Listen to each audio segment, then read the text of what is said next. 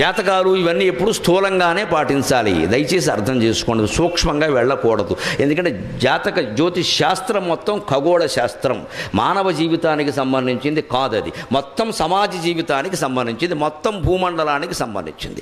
అతివృష్టి, అనావృష్టి, అష్టగ్రహ కూటమి, సూర్యగ్రహణం, చంద్రగ్రహణం, ఏ పంటలు ఏ కాలంలో పండతాయి, ఇవన్నీ చెప్పడానికి జ్యోతిష్ శాస్త్రం. కానీ నీ చెయ్యి నా చెయ్యి, నీ మూతి నా మూతి చూసి చెప్పడానికి కాదు. అది దాన్ని అలా చేసేసారు మహానుభావులు, వారికి నమస్కారం.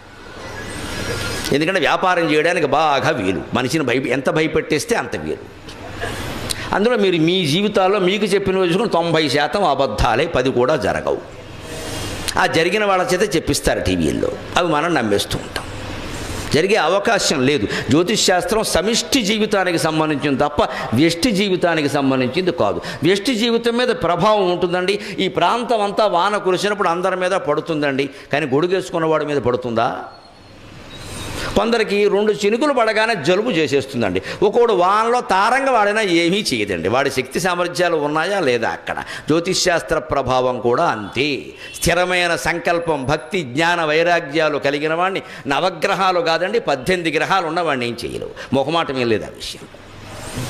వెంకటేశ్వర సుప్రభాతం సహా అన్నింటిలో ఉంటుంది, మీ ధైర్యం కోసం చెబుతున్నా. సూర్యందు భౌమ బుధ వక్పతి కావ్యసౌరి స్వర్భానుకేతు దివిషత్ పరిషత్ ప్రధానాగ త్వద్దాస దాస చరమావతి దాస దాసాక శ్రీ వెంకటాచలపతే తవ సుప్రభాతం.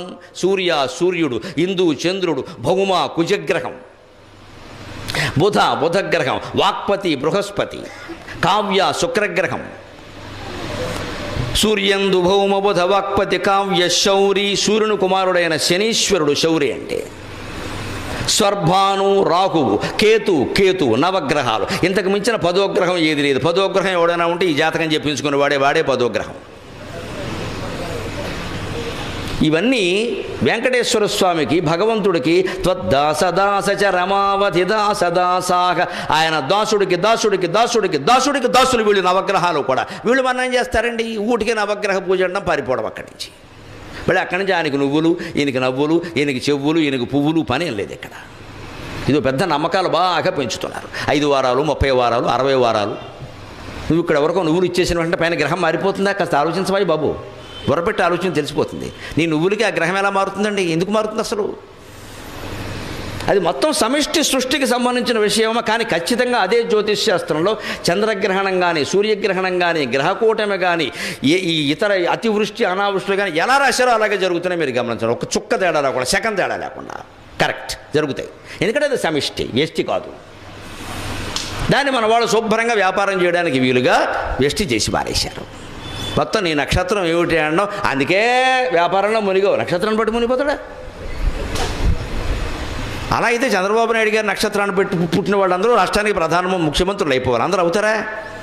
ఆయన మాత్రం 10 ఏళ్ళు అయ్యాడు, ఇంటి దగ్గర కూర్చోలే. మరి నక్షత్రం మంచిదే కదా. ఇవన్నీ చెబితే కుదరదండి. ఈ మాయలోనే మనం పడిపోతున్నాం. భూత భవ్య భవత్ ప్రభు, మీ జ్యోతిష్ శాస్త్రం మొత్తం కాలానికి సంబంధించింది. ఆ కాలానికి అధిపతి భగవంతుడు.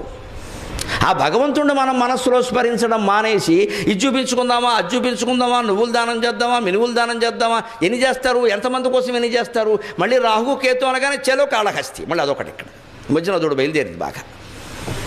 మొత్తం అక్కడికి వెళ్ళి రాహు పూజ, కేతు పూజ, తోక పూజ, తొండం పూజ అని చేయించి మొత్తం వాళ్ళు ఇంకా అదో సిస్టమ్ పెట్టారు. శివుడు పక్కకి వెళ్ళిపోయాడు కాళహస్తిలో, రాహుకేతువులు మిగిలేరు, కర్మ కాలిపోయి. బ్రహ్మరాంబాను శివుడు వెళ్ళిపోయాడు అక్కడి నుంచి. జ్ఞానప్రసూనాంబ శివుడు లేడండి. రాహుకేతువే ఎంతసేపు పాములు గొడవలే. ఎందుకంటే మన భయం.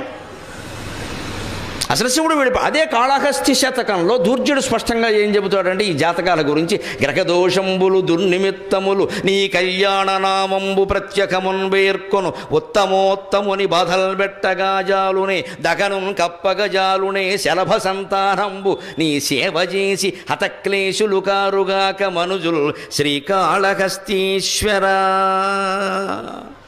ఎంత అద్భుతమైన మాట చెప్పారండి. కాళహస్తి శతకం రాసినటువంటి దూర్జటి మాట కూడా నమ్మట్లేదు మనం. కాళహస్తిలో ఉంటూ గ్రహదోషాలు, దుర్నిమిత్తాలు, దుశ్శకునాలు ఇవన్నీ మామూలు వాళ్ళని ఏమైనా చేస్తాయేమో నాకు తెలియదు కానీ నీ కళ్యాణ నామంబు ప్రత్యేకమున్ పేర్కొను ఉత్తమోత్తముని బాధల్ బెట్టగా జాలునే. ఎవడైతే తన మనస్సులో నిరంతరం నమ శివాయ నమ శివాయ నమ శివాయ నమో నారాయణాయ నమో నారాయణాయ నమో నారాయణాయ శ్రీమాత్రే నమః శ్రీమాత్రే నమః శ్రీమాత్రే నమః అని నిరంతరం మనస్సులో ఏదో ఒక దైవనామాన్ని స్మరిస్తూ ఉంటాడో వాడు వెంట్రుక పేకలు అవతల బో అని చెప్పాడు ఆయన. అది మనం చేయడానికి బద్ధకమై ఓ కేజీ నువ్వులు దానం చేసేసి మన కోడిపందాలు మనం వాడుకుంటాం ఇక్కడ మన పేకాట.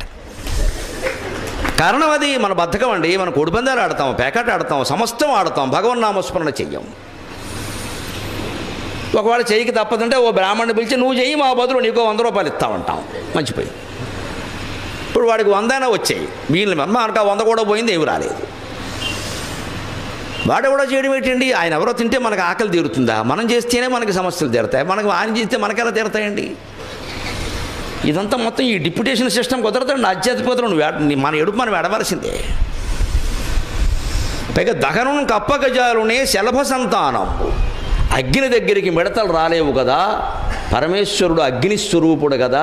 ఆ పరమేశ్వరుని నిరంతరం మనస్సులో ధ్యానించేవాడి దగ్గరికి సూర్య చంద్ర రాహు కేతు మొదలైన గ్రహాలు ఏవీ రాలేవని చెప్పాడు ఆయన. నిశ్చింతగా ఉండండి, మీ మనస్సులో మీ ఇష్టమైన దైవనామస్మరణ చేయండి. ఏ జాతకాలు ఎవ్వరికి చూపించుకోక్కర్లేదు, హాయిగా ఉండండి.